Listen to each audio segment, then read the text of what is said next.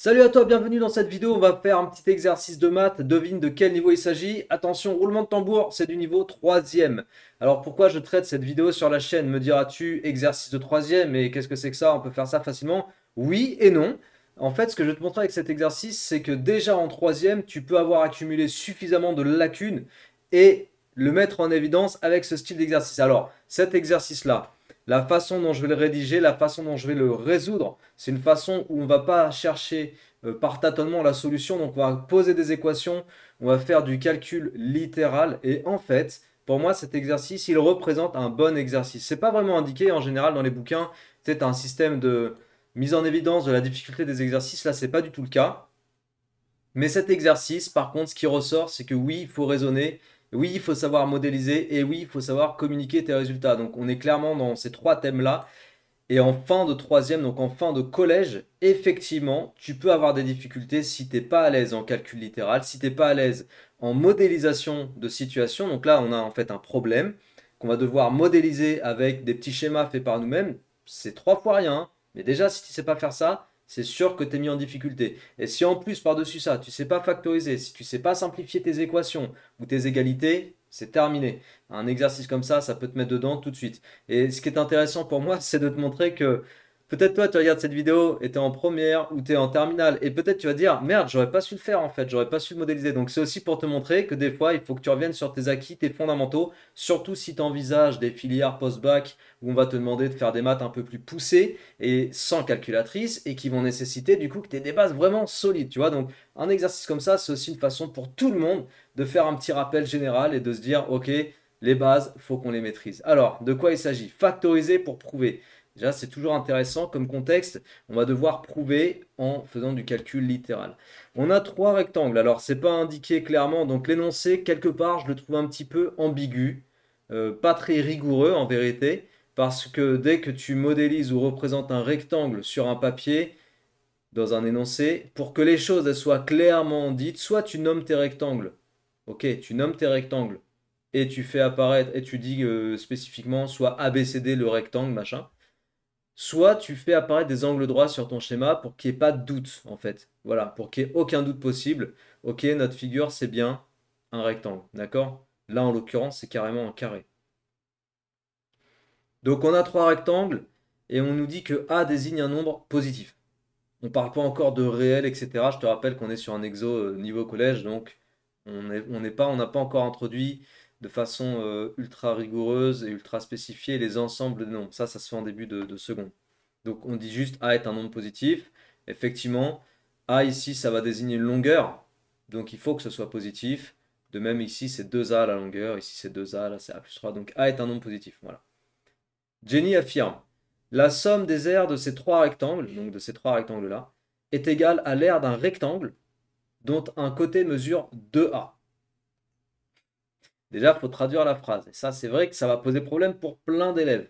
Et c'est pour ça aussi que je fais cet exercice, pour montrer que les maths, il faut également savoir traduire tes énoncés. Si tu as des difficultés sur les traductions d'énoncés, et que ces difficultés, tu les as en troisième ou en seconde, elles vont te poursuivre. Parce que en maths, tu vas toujours faire face à des énoncés qu'il faut traduire jusqu'au bac et jusqu'en terminale.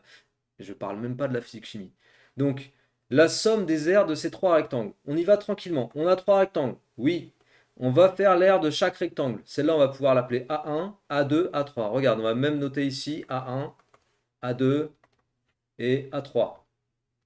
Ok? Je vais aller exprimer A1, je vais exprimer A2 et je vais exprimer A3. On peut le faire ici à côté. Donc A1 égale. Et après, je dirai la fin de la question, bien sûr. Mais déjà, je veux vraiment poser les éléments. C'est quoi l'aire A1? L'aire d'un rectangle, on sait ce que c'est. C'est longueur fois largeur. Donc 2A fois A plus 3. Alors ici, à cette étape-là, si tu oublies de mettre les parenthèses sur A plus 3, tu pars dans les choux direct parce que ton produit ne sera pas protégé. Le 2A fois l'intégralité de A plus 3, si tu ne mets pas de parenthèse, bah, ça ne voudra pas dire ça. Ça voudra dire 2A fois A plus 3. Donc attention aux écritures. L'aire A2. L'aire A2, elle est égale à quoi? Longueur fois largeur. A fois 2, donc 2A. J'écris 2A directement. Et l'aire A3, j'écris pas 2 fois A. Je sais que les élèves n'ont pas forcément l'habitude de ça au collège, mais le fois, tu peux le zapper en écriture littérale. Donc l'aire de A3, c'est 2A fois 2A Et si je devais regrouper ces écritures, j'écrirais 4a carré. Mais dans l'idée d'une factorisation, pour l'instant, je vais laisser 2a fois 2a. Pourquoi? Parce que ce que je vois apparaître ici sur A1, A2, A3, c'est que j'ai un facteur commun. D'accord? Parce que là, 2a, soit dit en passant, c'est comme si tu avais 2a fois 1. Ok? Donc j'ai un facteur commun. Maintenant, on va regarder la suite de la question. La somme des aires des trois rectangles est égale à l'aire d'un rectangle dont un côté mesure 2a. Quelle est la deuxième dimension de ce rectangle? Donc c'est ça la question. Quelle est la deuxième dimension de ce rectangle? On a un rectangle ici dont l'un des côtés mesure 2a. Et on te demande la dimension du deuxième côté. Comme j'ai dit, il faut savoir modéliser. Donc là, on va modéliser, c'est-à-dire que je vais tracer un rectangle. C'est le rectangle dont il parle dans la suite de la question. Donc ce rectangle-là, ils me disent, il y a un côté qui vaut 2a. C'est rigolo de faire des maths de ce niveau-là sur la chaîne. C'est pas très... J'aurais pu même ranger cet exercice en fait sur ma chaîne secondaire qui fait un peu plus, qui traite un peu plus les maths de niveau primaire et collège. Je sais pas, je me suis dit que j'allais le mettre ici. J'ai même pas pensé en fait. Alors, il y a un côté qui mesure 2a. Mettons que ce soit lui. Ok? Peu importe que tu mettes que 2a c'est ce côté-là et que le côté inconnu c'est lui ou l'inverse, on s'en fiche. On est juste en train de modéliser. Ça veut dire qu'on schématise. Donc j'ai un côté qui a pour dimension 2a et la mesure du deuxième côté, je ne la connais pas. Si je ne la connais pas, je peux l'appeler comment? Au hasard, on va l'appeler x. Ok? C'est assez habituel. Une mesure que tu ne connais pas, tu l'appelles x. Et donc x, je précise à côté si on veut, x c'est une mesure inconnue. D'accord? Donc ce rectangle-là, et pour être complètement rigoureux, comme je t'ai dit, on met un petit codage pour indiquer qu'on est bien dans un rectangle. Ce rectangle-là, je dois déterminer sa valeur x, son côté x. D'accord? Ce que Jenny affirme, c'est que la somme de ces trois aires, elle est égale à l'aire de ce rectangle. C'est quoi l'aire de ce rectangle? Je vais l'appeler A4. A4, c'est x multiplié par 2a. Ok? X multiplié par 2a. Et c'est quoi la somme de ces trois aires? Je vais l'appeler somme ou S1 par exemple. S1, c'est égal à A1 plus A2 plus A3. C'est-à-dire, A1, c'est 2A fois A plus 3. A2, c'est 2A fois 1. Tu vas voir pourquoi j'ai mis le fois 1. Et A3, c'est 2A fois 2A. Et souviens-toi que dans l'exercice, en fait, l'exercice en lui-même, carrément, s'intitule factoriser pour prouver. Donc là, j'ai un facteur commun, comme je t'ai dit tout à l'heure. Je peux te le mettre en évidence, petit coup de stabilo, tac. Voilà, le facteur commun, c'est 2A. Donc, on fait quoi? On va se dire, tiens, bah, factorisons, parce qu'en plus, j'ai un 2A ici qui apparaît, et peut-être que l'un dans l'autre, ça va se simplifier. Donc, je vais factoriser par 2A, il va me rester quoi? Il va me rester A plus 3, plus 1, plus 2A. C'est-à-dire, donc dans le crochet, j'ai A plus 2A, ça fait 3A. Et plus 1 plus 3, ça fait plus 4. 3A plus 4. Ok? Alors, à ce stade-là, j'ai modélisé, j'ai traduit en langage mathématique cette phrase-là. Ok? J'ai été chercher les aires, j'en ai fait la somme, j'ai simplifié en factorisant l'expression. J'ai modélisé le rectangle inconnu, j'ai fait apparaître la mesure que je recherche, j'ai écrit son aire. Et maintenant, je vais exprimer le problème.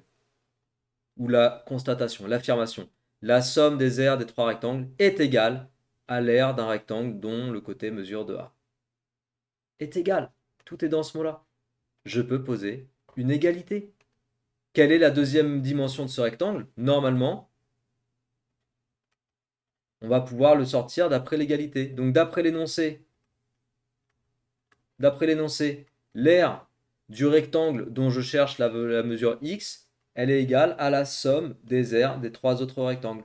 Ce qui m'amène à dire A4 c'est 2A fois x ou x fois 2A.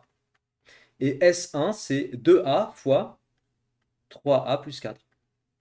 Bon, j'ai le facteur 2A des deux côtés de l'égalité. Qu'est-ce que je fais? Je vais faire ce que tu as appris normalement sur les transformations d'égalité. Tu peux diviser des deux côtés par 2A. Tu as le facteur 2A, donc tu divises les deux membres de l'égalité par 2A. Oui, je fais comme si aussi tu étais au collège, parce que ça se trouve, tu regardes cette vidéo et en fait, tu es juste au collège, donc tu as besoin de comprendre ce qui se passe à chaque étape. si tu es en terminale ou en première, des fois aussi les rappels ils font du bien. En divisant par 2a, ici, ça m'amène à obtenir un facteur 1, un coefficient 1. Et puis ici, pareil, en gros, les deux a ils dégagent, si tu veux le dire autrement. À gauche, il reste x. À droite, il reste 3a plus 4. Voilà, x égale 3a plus 4. Ça y est, c'est fait. Voilà. Tu cherchais x, tu as trouvé x. Alors, x, il est en fonction de a, c'est pas grave. X égale 3a plus 4. C'est bon, c'est pas un problème. Parce que de toute façon, dans l'exercice, comme tu as pu voir, toutes les mesures des côtés sont exprimées en fonction de a quasiment. Donc c'est pas grave de trouver quelque chose qui dépend de a. Quelle est la deuxième dimension de ce rectangle? Réponse 3a plus 4. Faudrait faire une phrase pour l'exprimer. Ok? Voilà, ça c'est la question 1. Mais t'as vu, effectivement, c'est juste un exercice. Bon, je sais pas de quel bouquin c'est issu, mais il est vrai qu'un exo comme ça, il faut savoir quand même s'organiser pour être à l'aise. C'est pour ça que je me suis dit, je vais le traiter quand même en vidéo. On m'a demandé de l'aide en fait sur cet exercice. Mais j'ai trouvé intéressant de l'expliquer carrément en vidéo parce que voilà, c'est une bonne façon aussi de rappeler à tout le monde, même aux élèves qui sont au lycée, attention, en maths, il faut vraiment avoir des bonnes bases. Je le dirai jamais assez. Surtout si tu envisages de poursuivre la physique en première et en terminale. L'enseignement de physique est un enseignement, comme tu sais, de spécialité parce que la physique en terminale notamment, il y a beaucoup